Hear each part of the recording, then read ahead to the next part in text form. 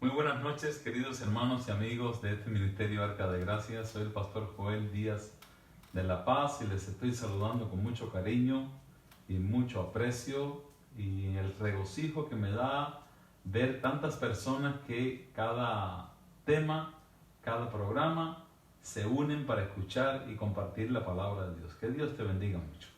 Es un privilegio para nosotros cada semana, de martes a viernes. Estamos de noche con este pequeño estudio bíblico, investigando, conociendo más de las Sagradas Escrituras. Yo creo que en los momentos que estamos viviendo hacemos bien en concentrarnos en investigar y saber más de Jesús, de sus propósitos, de sus planes, de sus mensajes y enseñanzas para su iglesia de los últimos días. Que Dios les bendiga mucho. Estoy saludando a todos aquellos hermanos y amigos y personas que de alguna manera se conectan y apoyan con su asistencia este programa que con mucha alegría puedo hacer cada noche para que todos conozcamos un poquito más del Señor.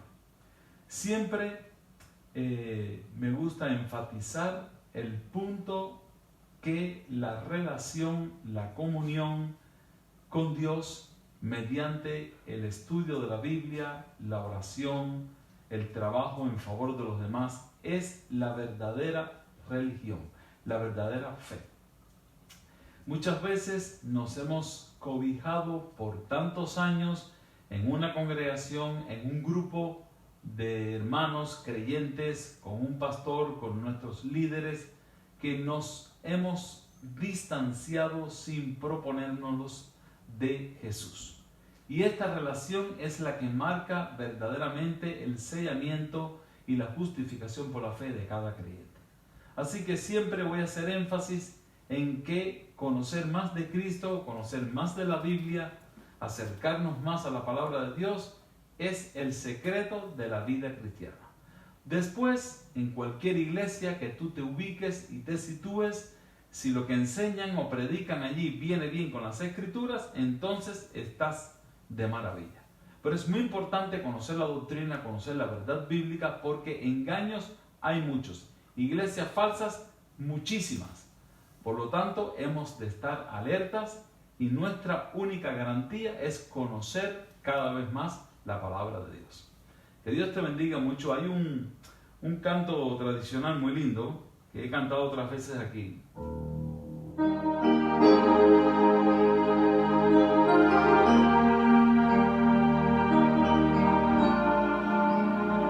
Yo te seguiré, oh Cristo, donde quiera que estés, donde tú me guíes, sigo, sí Señor, te seguiré, yo te seguiré, oh Cristo, tú moriste para mí,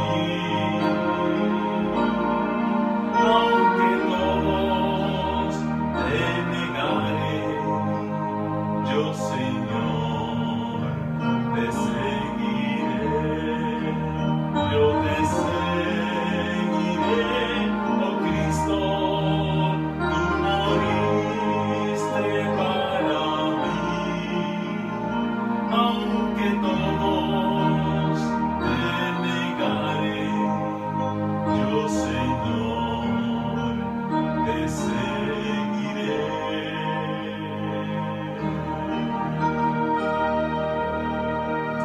Qué gran privilegio tuvo la gente de aquellos tiempos de Cristo, poder verlo, conversar con Él, caminar con Él, y lamentablemente no hubo una sola persona que tuviese toda la información o toda la dimensión de lo que estaba pasando.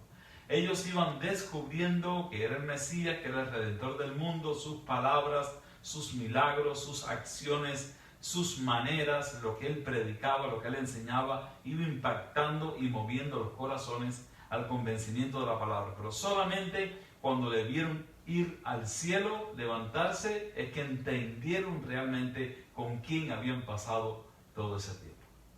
Bueno, nosotros también tenemos la oportunidad hoy, al igual que ellos, de experimentar la comunión, la presencia permanente cada día, todos los días del Espíritu Santo. No lo podemos ver, pero lo podemos experimentar, lo podemos sentir en nuestro corazón, y por medio del ejercicio de la fe y el ejercicio de la comunión podemos recibir cada vez mejores impresiones del Espíritu Santo.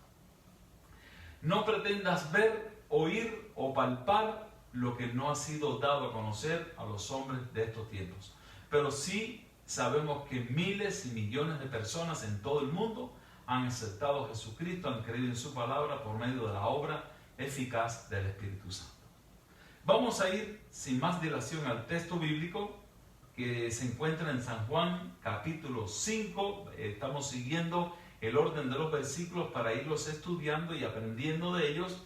Y hoy nos toca estudiar el versículo 30, 31 y 32. 3 versículos de San Juan capítulo 5. Vamos a orar para pedir la ayuda y la presencia del Espíritu Santo con nosotros.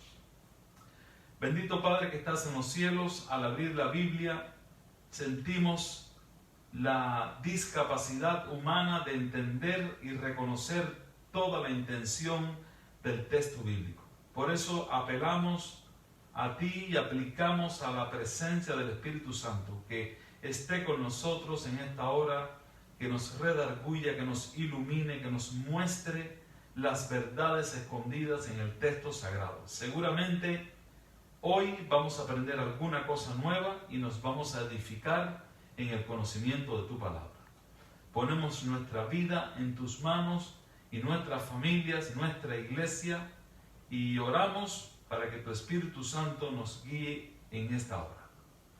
Perdona, Señor, nuestros pecados y nuestras rebeliones, que son muchos y constantes, y pon en nosotros un espíritu de discernimiento, de tal manera que hagamos tu voluntad y procuremos andar en santidad.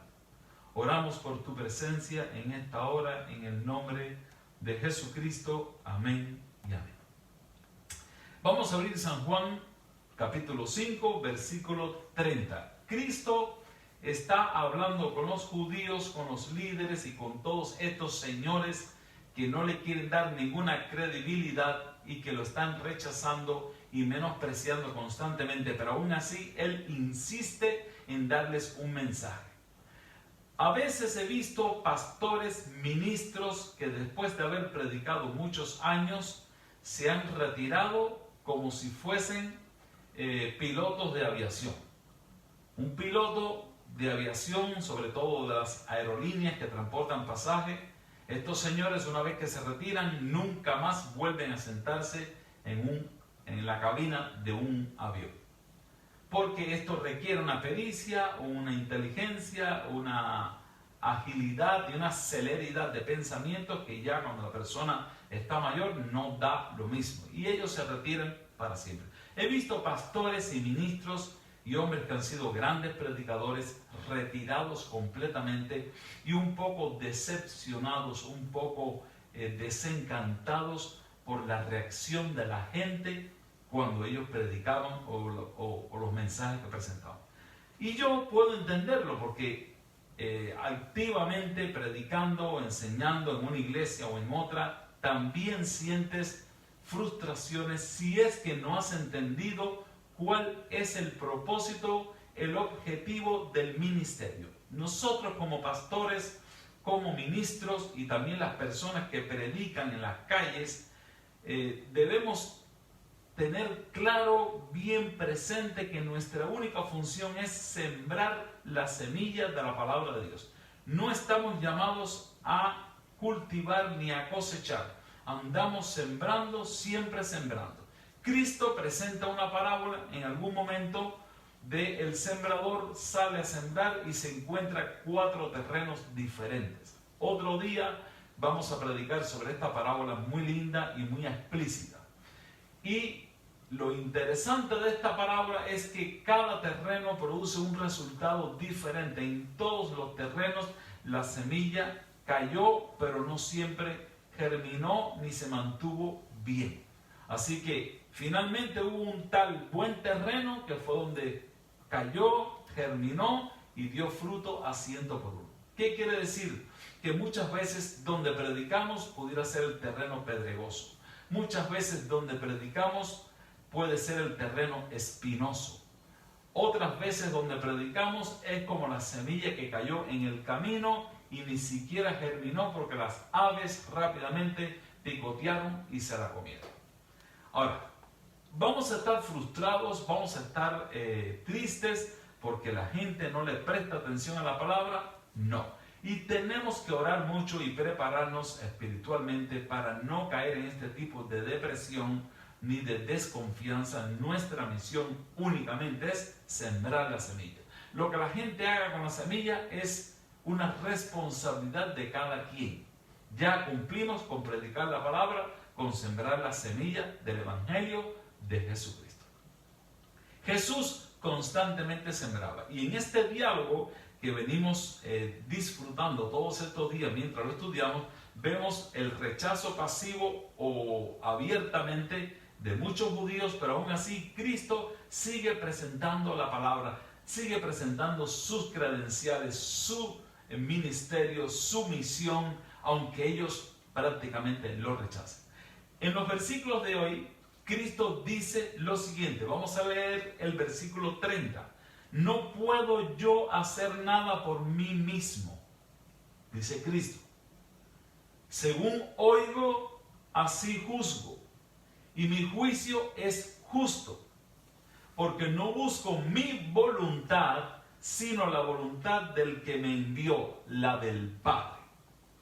Aquí Cristo tiene una respuesta diferente a la que ha presentado en otros momentos. Por ejemplo, en otros momentos Cristo ha dicho: yo soy la luz del mundo.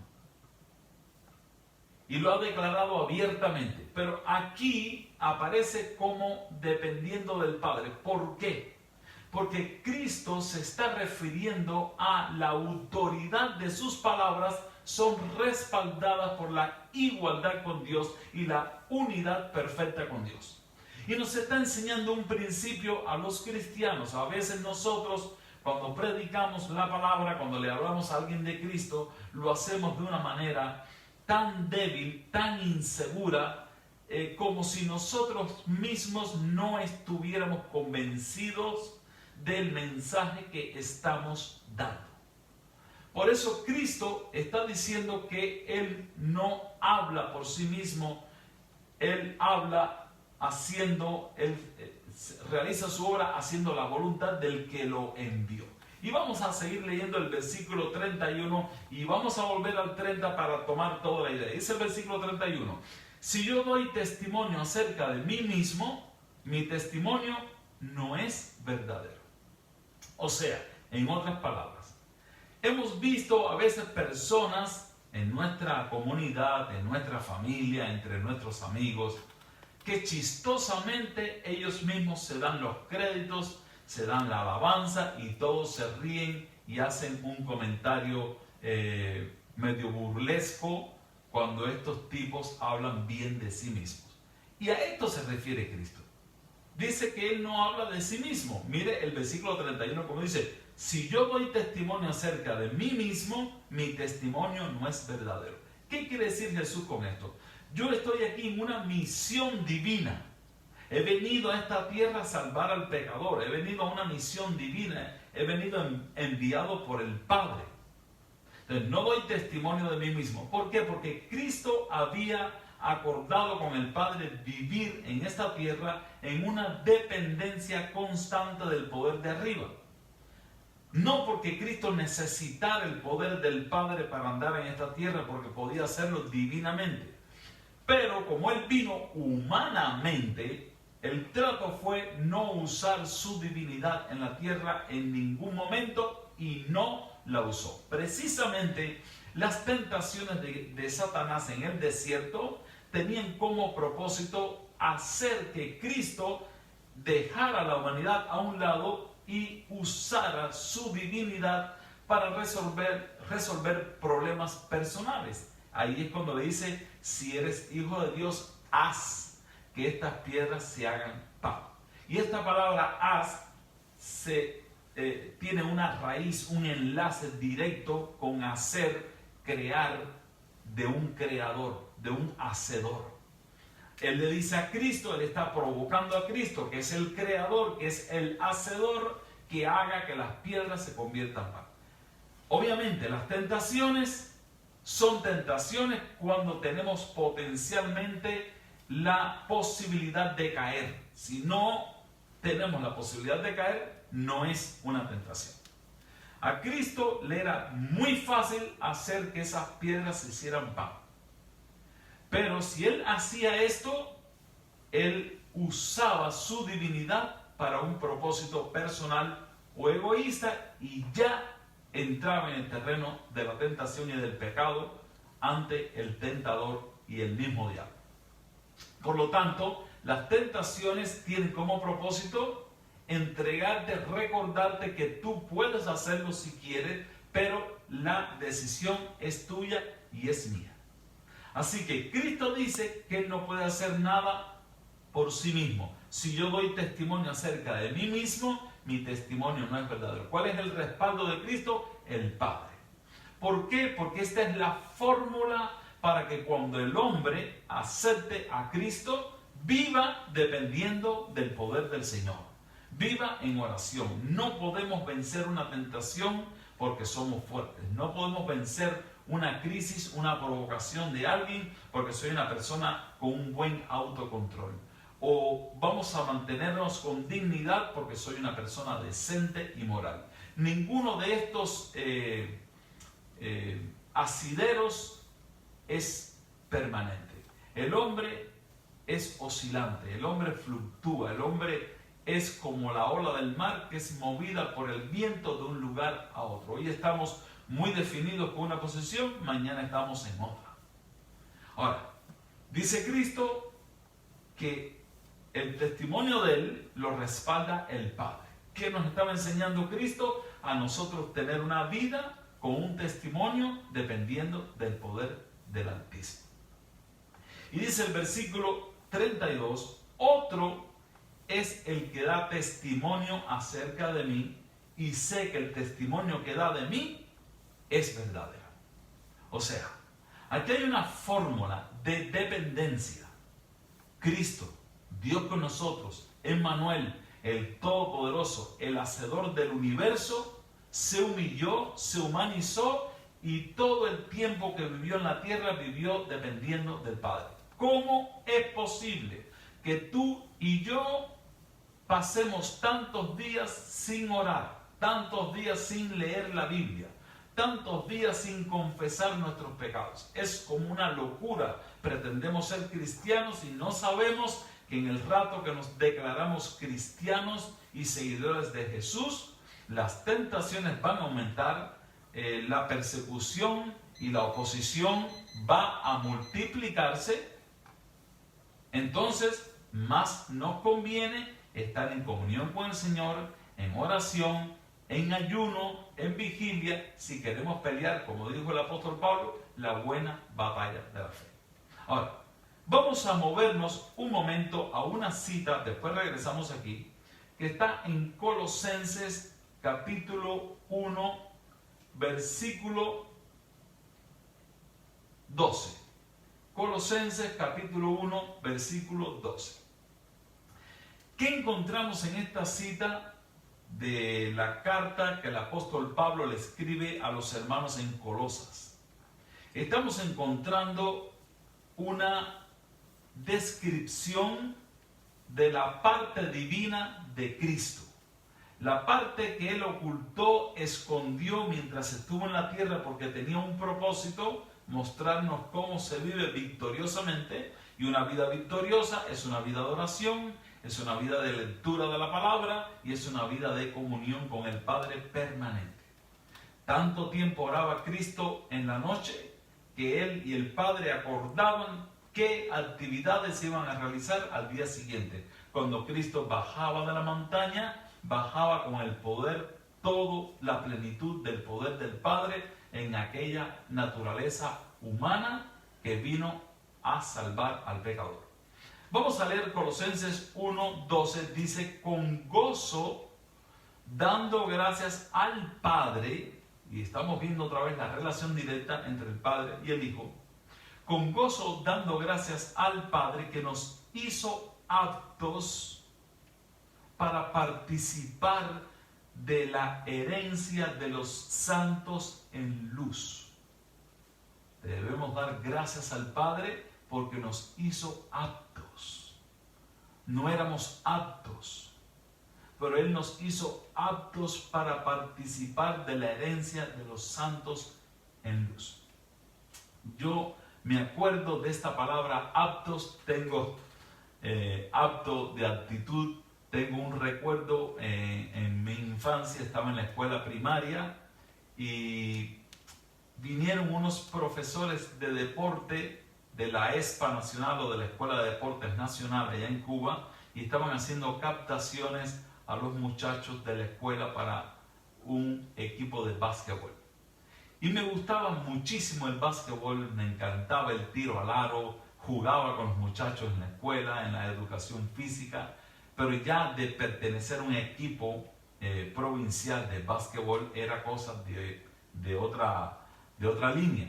Así que cuando llamaron a todas las personas que sabían jugar básquetbol y que vinieran para hacer una prueba de aptitudes, el profesor que vino, muy amable, me acuerdo su rostro, muy amable, muy simpático, iba recibiendo a los muchachos y los mandaban a tirar al aro y me sorprendí muchísimo, pero cuando llegó mi turno sencillamente me dijo que me pusiera para allá y me mandó a tirar al aro. Al final, él dice que este grupo que está ahí no son aptos. Y yo me acuerdo de esa palabra como algo terrible. No era apto para el equipo de básquetbol, porque yo medía, mi estatura era la mitad de los que sí eran aptos, que estaban parados del lado acá. Y ahora yo me acuerdo de esta frase cuando este texto dice que nosotros debemos dar gracias al Padre que nos hizo aptos para participar de la herencia de los santos en luz. No somos aptos, somos pecadores, somos rebeldes, somos protestones, egoístas, criticones, chismosos, adúlteros, profanos, ladrones, somos todo. O sea, ¿quién va a ser apto con estas características? Pero dice el apóstol Pablo que debemos dar gracias al Padre. Dice, con gozo, dar gracias al Padre que nos hizo aptos para participar de la herencia de los santos en luz. ¿Qué enfoque más lindo tiene esta porción bíblica? Dice el versículo 13, el cual nos ha librado de la potestad de las tinieblas y trasladado al reino de su amado Hijo. ¡Qué cosa tan grandiosa! Ahora, cuando Cristo estuvo en la tierra, vivió humildemente, sencillamente, daba toda la gloria al Padre, decía que Él no quería dar testimonio de sí mismo, que quien daba testimonio de Él era el Padre, y Él sabía que el testimonio era verdadero. O sea, había una relación entre lo que Cristo aprendió de niño. Cuando Cristo comenzó a estudiar las Sagradas Escrituras de bebé, de niño, porque su mamá lo enseñaba, Él fue descubriendo que todas las profecías hablaban de Él. Por lo tanto, el Padre, la Biblia, las Sagradas Escrituras hablaban del Mesías prometido, y Él sabía que Él no tenía que hablar de sí mismo porque todo estaba en la profecía, todo estaba escrito, que es a esto a lo que se refiere. El Padre da testimonio de mí y yo sé que el testimonio es verdadero porque Él desde pequeño estudiaba las profecías, estudiaba la Biblia y reconocía su papel en la historia profética.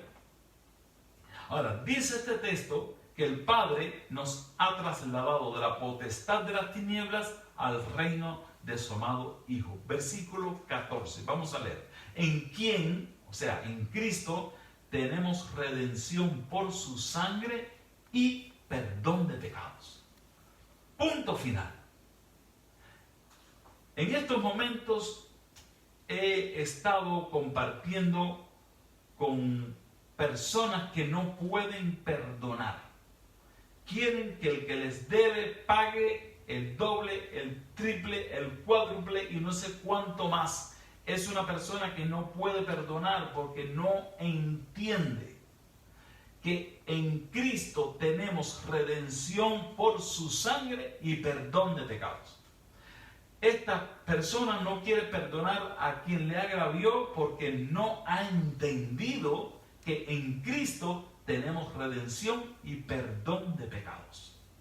Entonces yo no puedo pagar mi pecado, yo no puedo, a veces pienso en la gente que he agraviado en mi vida y no sé qué hacer, pero es que no puedo hacer nada porque quien paga todo eso que yo dañé es Cristo con su sangre preciosa.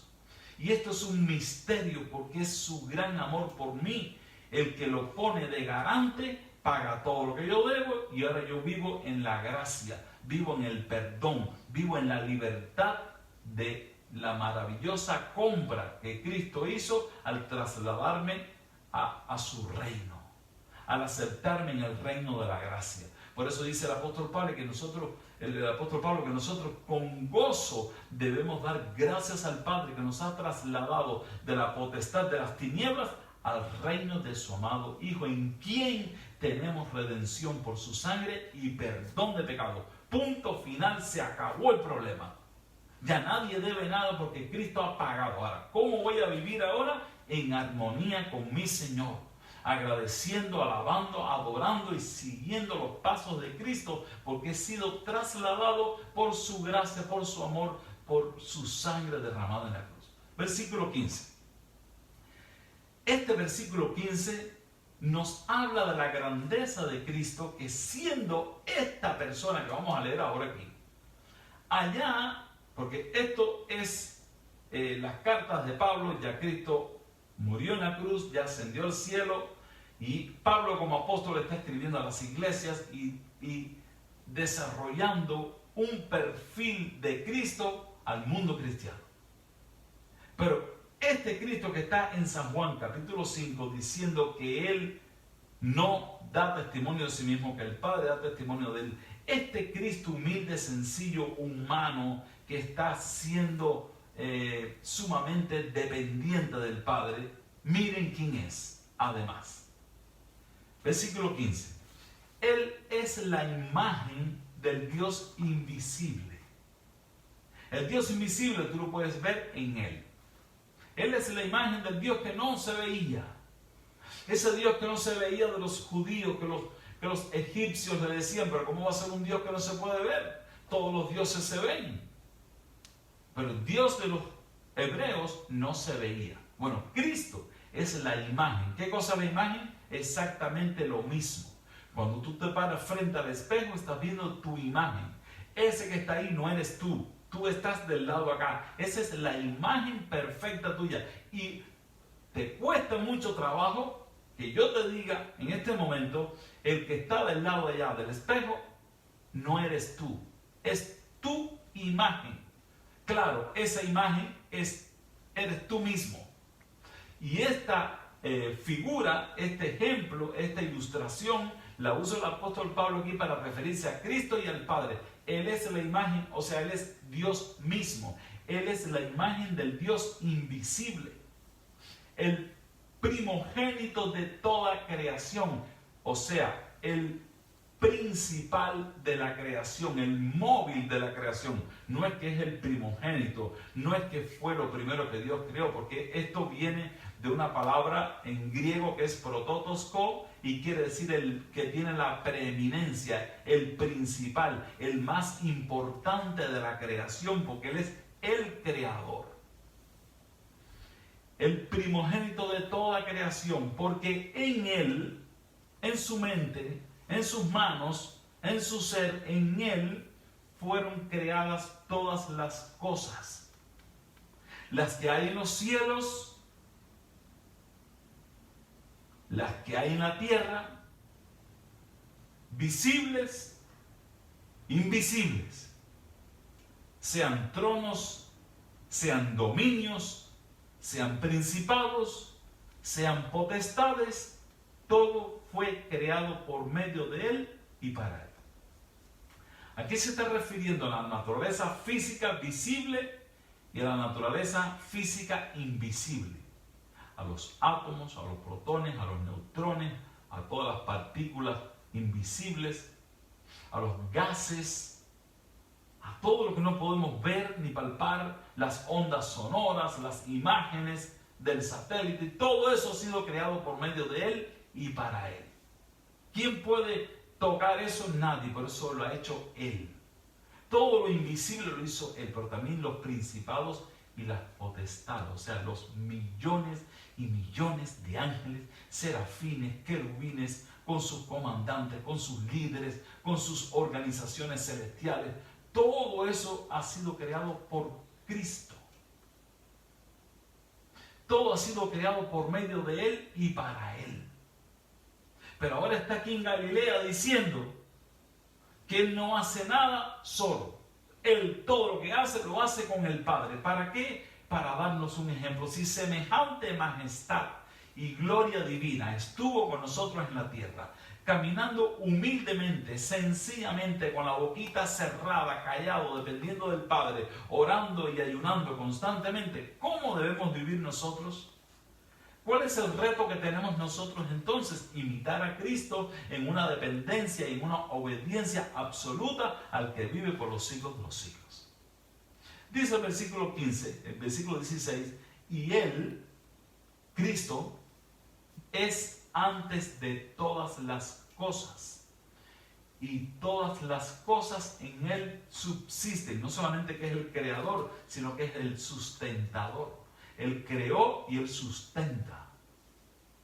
El mar alberga millones y millones de especies de animales. Él los sustenta. Sobreviven al paso de los siglos.